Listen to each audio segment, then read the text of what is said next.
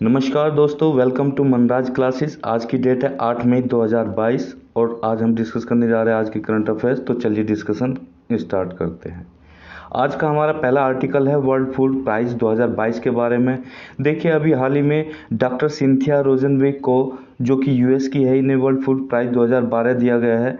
तो ये इन्हें किस वजह से प्राइज़ दिया गया है, कौन इस प्राइज़ को देता है? देखिए, वर्ल्ड फूड प्राइज़ फाउंडेशन जो है वो इस प्राइज़ को देती है। ठीक है, इन्हें जो ये प्राइज़ दिया गया, इन्होंने इस फील्ड में बहुत अच्छा काम किया, रिसर्च की। इन्होंने बताया कि क्लाइमेट और फूड सिस्टम का क्या संबंध है, और इन्होंने फोरकास्ट भी किया कि दोनों ही चीज़ें फ्यूचर में कैसे चेंज होगी। इन्होंने इस पर बहुत अच्छी रिसर्च की है, तो इस वजह से इनको 2022 का वर्ल्ड फूड प्राइज़ दिया गया है। ठीक है, अगर हम बात करें बीते गत वर्षों में किस किस को ये प्राइज़ मिला है, 2021 में डॉक्टर शकुंतला हरक सिंह थिलसैट को ये प्राइज़ मिला था, और 2020 में इंडियन अमेरिकन जो साइंटिस्ट है डॉक्टर रतन लाल को ये प्राइज़ मिला था। ठीक है, आगे बढ़ते हैं। इसका ऑब्जेक्टिव ये है कि देखिए, ये जो आपका ह्यूमन डेवलपमेंट में जो एडवांसमेंट होता है, जैसे कि आपका क्वालिटी को, क्वांटिटी को, फूड की अवेलेबिलिटी को ये इम्प्रूव करता है। ये एक बहुत बड़ा इंटरनेशनल ऑनर है, तो इसका यही एक तरह का ऑब्जेक्टिव कि इसको इनके जो अचीवमेंट होते हैं और जो इसमें काम किए जाते हैं किसी एक पर्टिकुलर पर्सन के द्वारा, ऑर्गेनाइजेशन के द्वारा, उनको रिकॉग्नाइज करना, उनको सम्मानित करना। अब इसमें फील्ड कौन कौन से कवर किए जाते हैं? देखिए, वर्ल्ड फूड सप्लाई चेन से जितने भी फील्ड इसके अंदर आते हैं वो सभी कवर किए जाते हैं, और उन सभी फील्ड में इसमें अवार्ड दिया जाता है। जैसे कि आपका प्लांट आ गया, क्योंकि प्लांट एक फूड सप्लाई चेन का एक हिस्सा होता है। Animal, social science, food science, technology, nutrition, rural development, ये सारे फूड चेन का हिस्सा है। तो ये वर्ल्ड फूड चेन जो सप्लाई चेन है उसके फील्ड है। इसमें जो भी आदमी काम करता है, अच्छा काम का, एडवांस काम करता है, मतलब एडवांसमेंट करता है, तो उनको ये प्राइज़ दिया जाता है। अगर एलिजिबिलिटी की बात करें, देखिए इसमें हर कोई एलिजिबल है, इसमें किसी तरह का भेदभाव नहीं, जैसे कि रिगार्डिंग कोई race, religion, nationality, political belief का कोई इस तरह का भेदभाव नहीं होता है। ये हर किसी के लिए ओपन होता है, यानी कि हर कोई इसको गेन कर सकता है अगर उसने इस फील्ड में अच्छा काम किया है। ठीक है, आगे बढ़ता है। अगर इसमें प्राइज़ की बात करें, कैश प्राइज़ कितना दिया जाता है? कैश प्राइज़ इसमें 2.5 लाख US डॉलर दिए जाते हैं, और जो हमारे फेमस आर्टिस्ट डिजाइनर सोल बाज जी है, उनके द्वारा एक स्कल्पचर डिजाइन की गई हुई है, तो उसको प्रेजेंट किया जाता है। उसको भी इनको जिसको ये क्या नाम आपके प्राइज लोरेट होते हैं उनको दिया जाता है। अगर प्रेजेंट अवार्ड की बात करें कि जो अवार्ड जो प्रेजेंट किया जाता है, ये या तो यूएन फूड जो वर्ल्ड फूड डे होता है 16 अक्टूबर को मनाया जाता है, उसके लगभग दिया जाता है, या उसी दिन दिया जाता है, मगर अक्टूबर में इसको प्रेजेंट किया जाता है। अब इसको कौन प्रेजेंट करता है? तो वर्ल्ड फूड प्राइज फाउंडेशन इसको प्रेजेंट करती है। ठीक है, इसका जो हेड ऑफिस है वो कहाँ पे लोकेटेड? डेस मोनीज में, जो कि यूएसए में है, वहाँ पे लोकेटेड है। आगे बढ़ते हैं, आगे थोड़ा सा और जान लेते हैं। अगर आप इंडियन और क्या नाम फॉरेन की बात करें कि कौन कौन से एक प्रोमिनेंट नेम रहे जिन्होंने इस फील्ड में बहुत बड़ा काम किया, देखिए डॉक्टर नॉर्मन ई बोरलो जो थे, वो पहले नोबेल प्राइज़ विनर थे जिन्होंने 1970 में ग्लोबल एग्रीकल्चर में प्राइज़ को जीता था। इन्हें ग्रीन रिवोल्यूशन का फादर भी बोला जाता है। हालांकि ये प्राइज़ जो वर्ल्ड फूड प्राइज़ था, ये 1986 में क्रिएट किया गया था। और अगर इसकी बात करें, इसको क्या अगर Nobel prize for food and agriculture भी बोला जाता है। ये वर्ल्ड फूड प्राइज़ जो है, इसको Nobel prize for food and agriculture भी बोला जाता है। अगर इंडिया के बेसिस पर बात करें, जो हमारे डॉक्टर स्वामीनाथन है, जिनको father of the India's green revolution बोला जाता है, वो पहले रिसिपेंट थे 1987 में इस अवार्ड के। ठीक है, आगे बढ़ते हैं। आगे हमारा आर्टिकल वीनस मिशन 2024 के बारे में। देखिए, अभी क्या हुआ है कि इसरो के जो चेयरमैन है, उन्होंने ये अनाउंस किया है कि सन 2024 में दिसंबर में वो वीनस मिशन को लॉन्च करेंगे। इस मिशन का काम क्या होगा कि वीनस के एटमॉस्फेयर को ये इस पर रिसर्च करेगा, उसको एग्जामिन करेगा, क्योंकि वहाँ पर बहुत सारा टॉक्सिक और कोरोसिव नेचर होता है। क्यों होता है? क्योंकि वहाँ पर सल्फ्यूरिक एसिड के क्लाउड बताया जाता है। जैसे कि आप जानते हैं, सल्फ्यूरिक एसिड टॉक्सिक होता है और नेचर में कोरोजिव होता है, तो उस पर इस तरह का क्लाउड, बहुत ही थिक क्लाउड देखने को मिलता है, तो उसके ये एटमॉस्फेयर को एनालाइज करेगा। क्योंकि अब देखिए, वीनस जो है, वीनस हमारा सन से दूसरा ही प्लेनेट है, यानी कि पहला आपका मरकरी है, पिक्चर में भी देख रहे होंगे, पहला मरकरी है, दूसरा वीनस है, तीसरा अर्थ है, चौथा मार्स है। ठीक है, फिर आपके जाइंट प्लेनेट शुरू हो जाते हैं, जैसे जुपिटर, सैटर्न, उसके बाद यूरेनस और नेपच्यून। ये आपका सोलर सिस्टम के प्लेनेट आप फिगर में भी देख सकते हैं, और इधर जो लेफ्ट साइड में फिगर है ये आपकी वीनस की फिगर है। तो इस पे यही बताया जाता है कि इस पे आपका सल्फ्यूरिक एसिड के क्लाउड देखने को मिलता है, बहुत ही थिक क्लाउड देखने को मिलते हैं, और इस क्लाउड की वजह से ये और सोलर स्टॉर्म की वजह से इस पे बहुत सारे चैलेंजेस आते हैं कि एग्जामिन करने में और इस पे रिसर्च करने में बहुत सारे चैलेंज, क्योंकि देखिए आपको ऐसा इंस्ट्रूमेंट भी तो बनाना पड़ेगा ना जो ऐसे एटमॉस्फेयर में सर्वाइव कर सके। पता लगा वो उसमें इंस्ट्रूमेंट जो आपने इस पे लैंड कराया वो कुछ टाइम बाद बेकार हो गया, यहाँ के कोरोजिव एटमॉस्फेयर की वजह से ये काम नहीं कर पाया, या थिक एटमॉस्फेयर में वो उसकी जो विजिबिलिटी है, जो उसके आपके लेंसेज लगाए गए, कैमराज लगाए गए, वो विजिबिलिटी इतनी कम हो कि वो पिक्चर सही से ना ले पाए, तो रिसर्च नहीं हो पाएगी। तो इसी के उसमें नासा ने भी अपने जो रोबोटिक्स जो मिशन है अनाउंस किया हुआ है, जिसका नाम है डाविंसी प्लस और वेरिटास, ये वीनस पे जाएंगे। ठीक है, आगे बढ़ते हैं, इसके की ऑब्जेक्टिव के बारे में जान लेते हैं। देखिए की ऑब्जेक्टिव वही है कि सरफेस की जो प्रोसेस होती है सरफेस के ऊपर, उसे इन्वेस्टिगेट करेगा, और जो शैलो सब सरफेस है उसकी स्टेटोग्राफी करेगा। स्टेटोग्राफी का मतलब यही होता है कि जियोलॉजी की एक ब्रांच है जो रॉक्स की लेयर्स को और उनकी जो लेयर बनती है उनको स्टडी करता है कि लेयर कैसे बनी, उस लेयर्स में क्या क्या कंपोनेंट है, क्या क्या है, वहाँ के लेयर के ऊपर का जो एनवायरनमेंट है, जो एरियल एनवायरनमेंट है, वहाँ पर गैसेस कौन कौन सी है, यानी कि उसके एटमॉस्फेयर को भी एनालाइज करता है। ठीक है, तो अभी तक कि कोई भी मतलब ये कहिए कि अगर वीनस मिशन की बात करें कि कोई भी अभी तक का ऑब्जर्वेशन सब सरफेस से मतलब है कि विद इन सरफेस के अंदर, वीनस के सरफेस के अंदर कोई भी इससे पहले कोई भी ऐसा ऑब्जर्वेशन किसी भी मिशन के द्वारा नहीं किया गया है।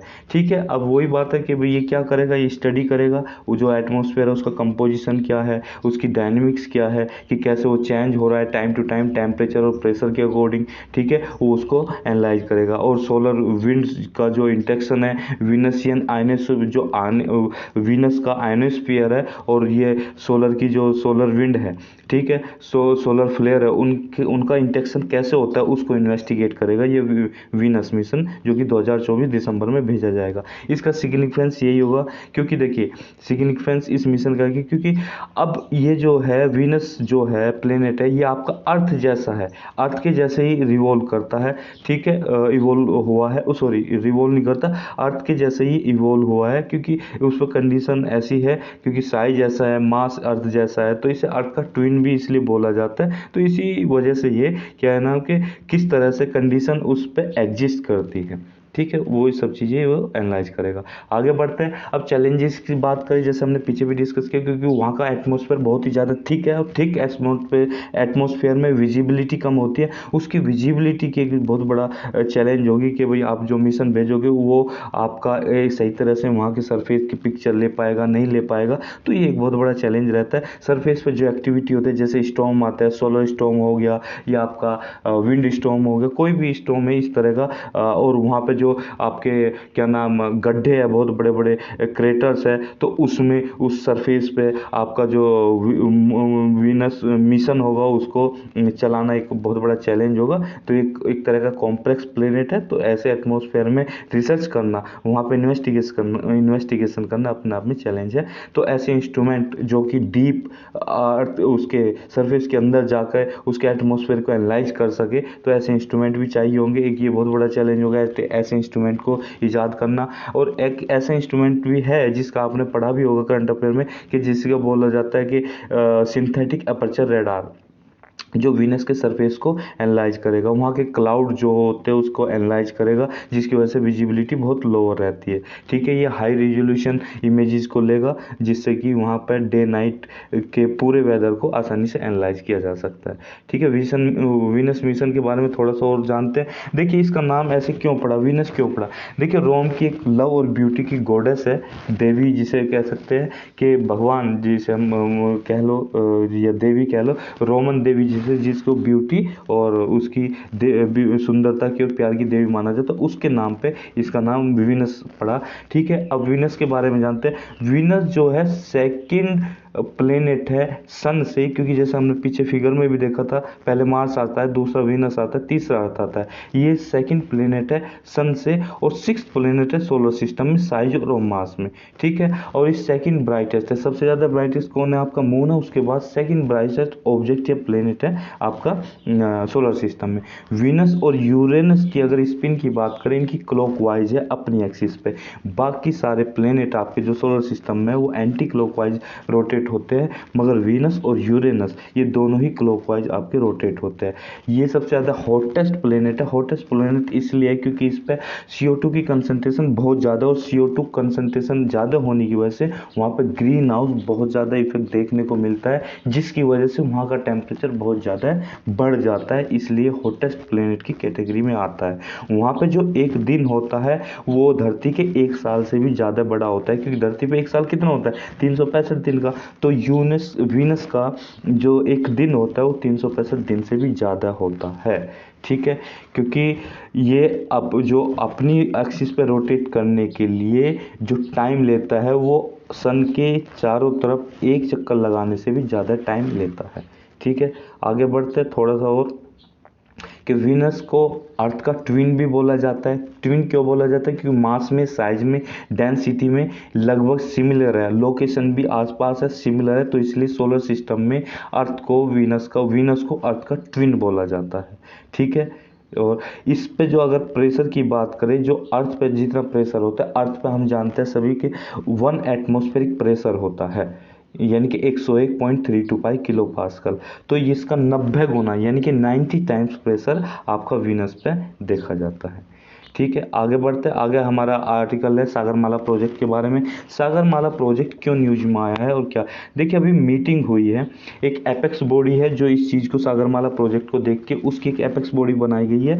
वो पहले से ही बनी हुई है, जब से सागरमाला प्रोजेक्ट बना था। सागरमाला प्रोजेक्ट आपका मई 2015 में लॉन्च किया गया था, ठीक है। ये एपेक्स बॉडी कौन सी है? नेशनल सागरमाला एपेक्स कमेटी है। देखिए, अभी ये किसके अंडर आती है? Union ministry of ports, shipping and waterways के अंडर आती है। यहाँ पे जो आपके यूनियन मिनिस्टर है, जो आपके क्या नाम, सर्बानंद सोनोवाल जी है, उन्होंने इस कमेटी को चेयर किया था, और उन्होंने क्या चीज़ बोली कि इन्होंने डायरेक्शन दी, गाइडेंस, जो पोर्ट का ये प्रोजेक्ट चल रहा है कि कितना आगे बढ़ गया, क्या क्या इसमें डेवलपमेंट हो चुका है, और आगे इसके जो क्या इसका इम्प्लीमेंटेशन किस तरह से हो रहा है, उसका इन्होंने रिव्यू किया है। एक तरह से इसका संज्ञान लिया है कि प्रोजेक्ट कहाँ तक पहुँचा, और गाइडेंस दी है, डायरेक्शंस दी है इस प्रोजेक्ट के बारे में। तो प्रोजेक्ट के बारे में थोड़ा सा जानते हैं और आगे बढ़ते हैं कि प्रोजेक्ट को सन 2015 में मई में लॉन्च किया गया था। इसका एक ही काम है कि होलिस्टिक डेवलपमेंट, जो आपकी कोस्टल कम्युनिटीज़ के एरियाज़ है वहाँ पे होलिस्टिक डेवलपमेंट किया जाए। किसके थ्रू? सागरमाला प्रोजेक्ट के अंदर ही एक और प्रोजेक्ट चलाया गया, एक और इनिशिएटिव है जिसका नाम है सागर तट समृद्धि योजना, ठीक है। आगे बढ़ते हैं। अब सागर तट समृद्धि योजना के बारे में हम जानते हैं। सागर तट समृद्धि योजना जो ये है कि ये मैरीटाइम इंडिया विजन जो 2030 है उसके अंडर लॉन्च की गई है, मार्च 2021 में लॉन्च की गई, ठीक है। इसका काम ये होगा, जो चैलेंजेस आते हैं कोस्टल एरियाज को डेवलप करने में, चैलेंजेस आते हैं उनको टैकल करना होगा। सागर तट समृद्धि योजना के बारे में अगर थोड़ा सा और जाने, इसमें टोटल 149 प्रोजेक्ट है, जिसकी टोटल लागत कितनी है? 3,62,229 करोड़, यानी कि आप 3,62,300 करोड़ मान सकते हो। ये 4 की एरियाज पे फोकस करेगा। पहला की एरिया के कोस्टल का जो इंफ्रास्ट्रक्चर है उसको डेवलप करना। अगर कोस्टल का इंफ्रास्ट्रक्चर ज़्यादा डेवलप होगा तो ऑब्वियसली टूरिज्म अट्रैक्शन बढ़ेगा, तो टूरिज्म को भी अट्रैक्ट करेगा। अगर कोस्टल में इंडस्ट्रियल एरियाज डेवलप होंगे तो वहाँ की जो लोकल कम्युनिटीज़ है उनको काम मिलेगा, उनको एम्प्लॉयमेंट मिलेगा डायरेक्टली इनडायरेक्टली, तो कोस्टल कम्युनिटी का भी ओवरऑल डेवलपमेंट होगा। तो ये 4 आपके इसके की एरियाज है जिन पे फोकस करेगा। पहला क्या? Coastal infrastructure development, coastal tourism, coastal industrial development, coastal community development. Sagarmala project के बारे में थोड़ा सा जान लेते हैं। जैसे कि फिगर में आप देख रहे हैं कि इसका एक थीम लाइन है कि पोर्ट लेड प्रोस्पेरिटी प्रोग्राम, कि ये मिनिस्ट्री ऑफ शिपिंग का है, पोर्ट लेड प्रोस्पेरिटी प्रोग्राम है। ये क्या करेगा? जो कोस्ट लाइन है हमारी कितने किलोमीटर की है, ये 7,500 किलोमीटर की है। ये पूरा एक सागर मतलब समुद्र, एक पूरी माला बना दी, गारलैंड बना दी है कि समुद्र के जितने भी आपके की एरियाज है, पोर्ट है, उनको सबको अच्छी तरह डेवलप करेगा, उनमें कनेक्टिविटी प्रोवाइड करेगा, टूरिज्म को प्रमोट करेगा। और आपका जो एक्सपोर्ट इंपोर्ट में जो टाइम लगता है आपके अदर कंट्रीज से या विद इन पोर्ट, अपने विद इन इंटर स्टेट या इंटर स्टेट आप बोलिए, तो उनमें ये टाइम को कम करेगा, बचाएगा। तो ये जो 14,500 किलोमीटर का एक पूरा नेविगेशन वाटरवेज बनाया जाएगा, ठीक है। इस प्रोजेक्ट का एम यही होगा कि पोर्ट्स को मॉडर्नाइज करना है। इसके अंदर आप ये देख सकते हैं कि 12 मेजर पोर्ट्स है, 185 माइनर पोर्ट्स है, उसके साथ साथ नए पोर्ट भी डेवलप किए जाएंगे। पोर्ट के साथ कनेक्टिविटी को बढ़ाया जाएगा और इन पोर्ट्स के साथ इंडस्ट्रीज को लिंक किया जाएगा, जिसे हम पोर्ट लिंक इंडस्ट्रियलाइजेशन बोल रहे हैं। और कोस्ट को जो कनेक्टिविटी मिलेगी हिंटरलैंड से, और उसके कम्युनिटीज़ को भी डेवलपमेंट मिलेगा। ये प्रोजेक्ट की जो टाइमलाइन है 2015 से 2035 के बीच में, यानी कि ये इस जो प्रोजेक्ट सागरमाला प्रोजेक्ट है उसका इम्प्लीमेंटेशन कब तक का है, यानी कि 2035 तक का है। 2015 में चलाया गया था। इसके आगे और बढ़ते देखिए, जो हमने पीछे डिस्कस किया गया था सागरमाला प्रोजेक्ट, आप पिक्चर में भी देख पा रहे होंगे कि पोर्ट लेड प्रोस्पेरिटी, कि प्रोस्पेरिटी आएगी मगर किसकी वजह से? पोर्ट की वजह से। जो आप पोर्ट डेवलप करोगे उन पोर्ट्स की वजह से, पोर्ट की वजह से, डेवलपमेंट की वजह से टूरिज्म आएगा, कम्युनिटी को रोजगार मिलेगा, आपका एक्सपोर्ट इंपोर्ट बढ़ेगा और आपका डेवलपमेंट होगा कोस्टल इंडस्ट्रियल एरियाज का। तो उसकी वजह से जो प्रोस्पेरिटी आएगी, ओवरऑल इंडिया की जीडीपी ग्रोथ होगी, ठीक है। इसमें क्या है कि इसी को ही बोला गया है Sagarmala port led connectivity prosperity. अब इस सागरमाला प्रोजेक्ट के बारे में थोड़ा सा और जानते हैं। ये यूनियन कैबिनेट ने 2015 में इसको लॉन्च किया था, यानी 2015 में इसको 15 में रोल आउट किया था। इसका काम वही है, होलिस्टिक पोर्ट इंफ्रास्ट्रक्चर डेवलपमेंट। कितने हजार किलोमीटर की कोस्ट लाइन को डेवलप करना है, मॉडर्नाइज करना है, मैकेनाइज करना है, कंप्यूटराइजेशन करना है। कंप्यूटराइज सारा की ऑटोमेशन करना है। मैकेनाइजेशन यानी कि अच्छी टेक्नोलॉजी की high state of the art machine को लगाना है क्योंकि पोर्ट्स पे। मॉडर्नाइजेशन की नई टेक्नोलॉजी को इम्प्लीमेंट करना है। ये 7,516 किलोमीटर एग्जैक्टली हमारी कोस्ट लाइन है, जिसे हम ओवरऑल मोटा मोटा 7,500 किलोमीटर भी बोल देते हैं। इससे फायदे क्या होंगे कि लॉजिस्टिक जो कोस्ट आती है हमारी एक्सपोर्ट इंपोर्ट करने में और डोमेस्टिक पोर्ट में, यानी कि आप विद इन पोर्ट में आप एक्सपोर्ट इंपोर्ट करते हो, विद इन पोर्ट आप कॉमर्शलाइजेशन करते हो, या आप इंडस्ट्रियल इंटरनेशनल लेवल पर आप एक्सपोर्ट इंपोर्ट करते हो, तो उसमें जो कॉस्ट आती है, लॉजिस्टिक कॉस्ट आती है कि सामान को लाने ले जाने में, वो कॉस्ट में बहुत हद तक रिडक्शन देखने को मिलेगा।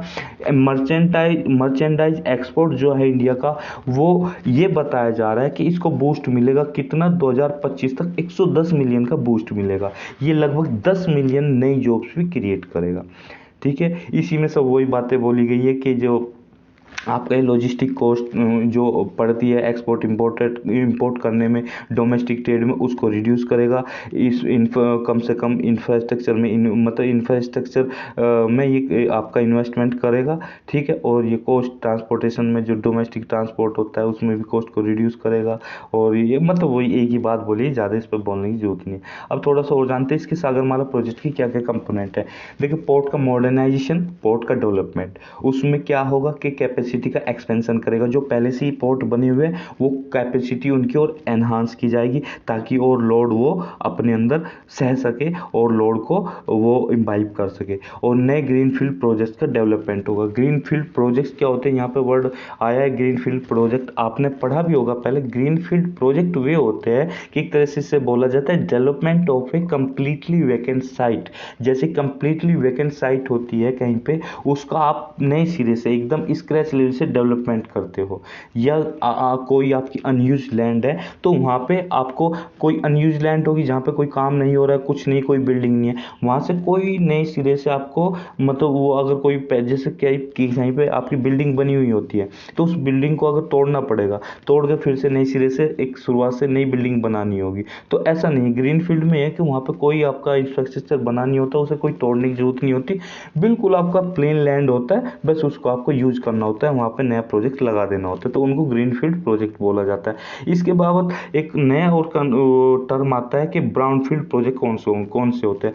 ब्राउनफील्ड प्रोजेक्ट वो होते हैं जो पहले से ही इंफ्रास्ट्रक्चर बना हुआ होता है, उन्हें मॉडिफाई या अपग्रेड करा जाता है, उनको आपको ब्राउनफील्ड प्रोजेक्ट बोला जाता है। ठीक है, आगे बढ़ते हैं। आगे इसमें पोर्ट कनेक्टिविटी को एनहांसमेंट मिलेगा, पोर्ट लिंक इंडस्ट्रियलाइजेशन होगा, जिसके अंदर आपका लॉजिस्टिक कॉस्ट और टाइम, जो एक्सपोर्ट इंपोर्ट का टाइम है वो कम होगा।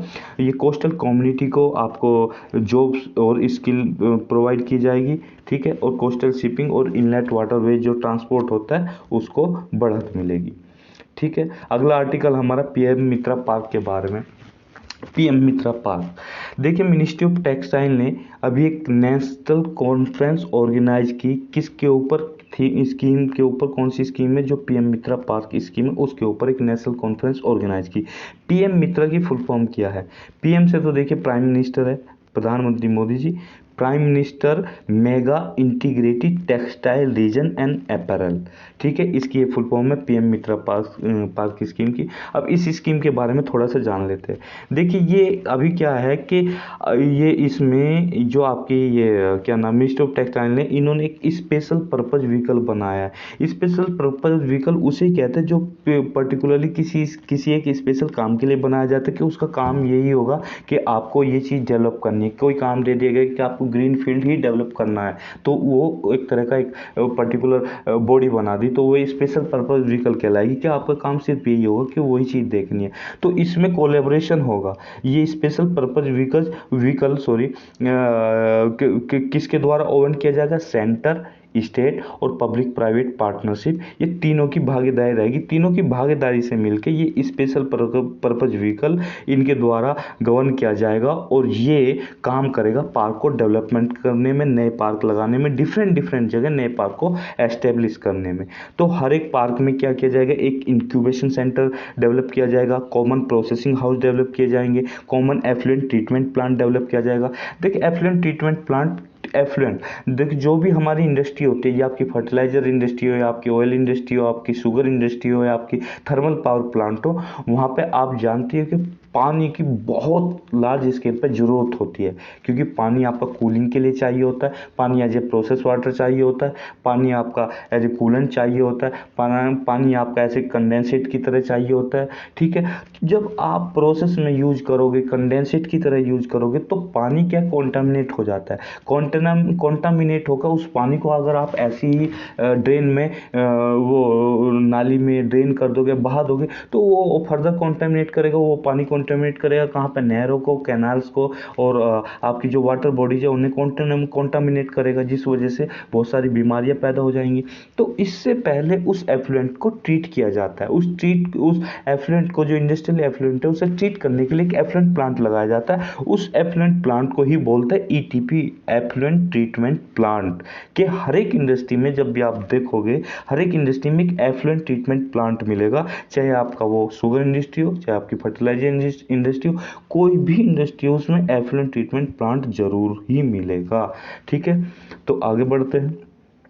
अब इसकी फंडिंग की बात कर लेंगे, इसे कितनी फंडिंग मिलते हैं। देखिए इसे कैपिटल सपोर्ट मिलेगी, जो इसका इंफ्रास्ट्रक्चर डेवलपमेंट किया जाएगा ग्रीनफील्ड मित्रा पार्क बनाने के लिए, वो 500 करोड़ की मिलेगी हर एक पार्क के लिए, 200 करोड़ हर एक ब्राउनफील्ड पार्क के लिए मिलेगी। इसकी एलिजिबिलिटी क्या है? इसे एलिजिबिलिटी इंसेंटिव जो दिए जाएंगे गवर्नमेंट के द्वारा, जो आपकी स्टेट और सेंटर और आपके पब्लिक प्राइवेट पार्टनरशिप है, उसमें जो एलिजिबिलिटी बताई गई है, जो इंसेंटिव दिए जाएंगे, वो कि 300 करोड़ का एक एडिशनल इंसेंटिव दिया जाएगा। किसकी वजह से? कॉम्पिटिटिव इंसेंटिव सपोर्ट, कि कंपटीशन को ताकि वो सरपास कर सके, जिससे कि जो कोई early establishment of textile manufacturing unit लगाता है, ये पार्क लगाता है उसमें, तो उसे अलग से 300 करोड़ का एक पैकेज दिया जाएगा। अब जो कोई भी इन्वेस्टर होगा जो एंकर प्लांट सेटअप करेंगे, वो अगर कम से कम 100 एम्प्लॉई इससे ज़्यादा वो लगाते हैं, तो वो इस चीज़ के लिए एलिजिबल हो गए इंसेंटिव्स के लिए। कितना कि 10 करोड़ उन्हें हर साल दिया जाएगा। कब तक? 3 साल तक के लिए दिया जाएगा। ठीक है, इसका सिग्निफिकेंस यही रहेगा पीएम मित्रा पार्क का, कि लॉजिस्टिक कॉस्ट को रिड्यूस करेंगे, एम्प्लॉयमेंट का जनरेशन करेंगे, और ये एफडीआई को भी अट्रैक्ट करेंगे। पीएम मित्रा पार्क के बारे में और आगे बढ़ते हैं। देखिए सबसे पहले पीएम मित्रा पार्क, यानी कि हम यहाँ पे टेक्सटाइल की बात कर रहे हैं। पीएम मित्रा पार्क से मतलब है यहाँ पे टेक्सटाइल, हमने पढ़ा भी है कि इसकी फुल फॉर्म पढ़ी है। तो अब इसके बारे में जान लेते हैं कि इंडिया टेक्सटाइल इंडस्ट्री में कहाँ स्टैंड करता है। तो सबसे पहले हम जानते हैं कि इंडिया, जो इंडियन जीडीपी है, टेक्सटाइल सेक्टर इंडिया का 2.3% इंडिया की जीडीपी में कंट्रीब्यूट करता है। जो आपका इंडस्ट्रियल आउटपुट होता है, पूरा इंडियन इंडस्ट्रियल आउटपुट का 7% आपका टेक्सटाइल इंडस्ट्री का है। 12% जो इंडिया की एक्सपोर्ट करने से अर्निंग होती है, उसमें 12% तो आपका टेक्सटाइल इंडस्ट्री से होती है। लगभग टोटल एम्प्लॉयमेंट जो इंडिया में है, इंडस्ट्रियल एम्प्लॉयमेंट, टोटल एम्प्लॉयमेंट, उसमें टेक्सटाइल सेक्टर में 21% उसकी भागीदारी है। अब इंडिया की बात कर लेते हैं कि इंडिया छठा लार्जेस्ट टेक्निकल टेक्सटाइल का प्रोड्यूसर है, जिसमें 6% ग्लोबल शेयर इंडिया का है। और लार्जेस्ट प्रोड्यूसर ऑफ कॉटन और जूट का वर्ल्ड में इंडिया है। India second largest producer of cotton है वर्ल्ड में। और 95% ऑफ जो वर्ल्ड का हैंड वोवन फैब्रिक होता है, जो हाथों से बुना, वो 95% वो इंडिया से होता है। ठीक है। अब यहाँ पे एक नया वर्ड कॉइन हुआ है, टेक्निकल टेक्सटाइल। टेक्निकल टेक्सटाइल क्या है, इसकी डेफिनेशन क्या है, अगर आ जाए मेंस के पेपर में या आपका प्री के पेपर में, तो आपको पता होनी चाहिए कि क्या है। एक बार आप नज़रों के सामने से निकाल लेंगे, पढ़ लेंगे, तो आप इस क्वेश्चन को आसानी से टैकल कर पाएंगे। टेक्निकल टेक्सटाइल क्या डेफिनेशन है, ये टेक्सटाइल मटेरियल होते हैं और प्रोडक्ट्स होते हैं जो मैन्युफैक्चर किए जाते हैं, मुख्य रूप से किसके लिए, टेक्निकल परफॉर्मेंस के लिए, कि उनकी टेक्निकल परफॉर्मेंस इतनी अच्छी होती है, उनकी फंक्शनल प्रॉपर्टीज इतनी अच्छी होती है, जो किसके कंपैरिजन में, जो दूसरे आपके या सिंथेटिक कह लो या डेकोरेटिव वो कह लो आपके फाइबर, उनके कंपैरिजन में टेक्निकल टेक्सटाइल होता है।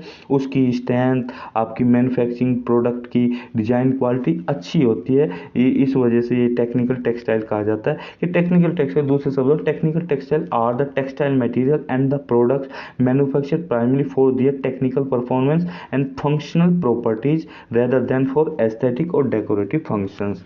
ठीक है। अब इनका कहाँ का यूज किया जाता है, फंक्शनल फाइबर होते हैं, इनका ऑटोमोबाइल इंडस्ट्री में यूज किया जाता है, सिविल कंस्ट्रक्शन में यूज किया जाता है, एग्रीकल्चर में भी यूज किया जाता है, हेल्थ केयर में, इंडस्ट्रियल सेफ्टी के लिए यूज किया जाता है, पर्सनल प्रोटेक्शन इक्विपमेंट बनाने में भी इसका यूज किया जाता है।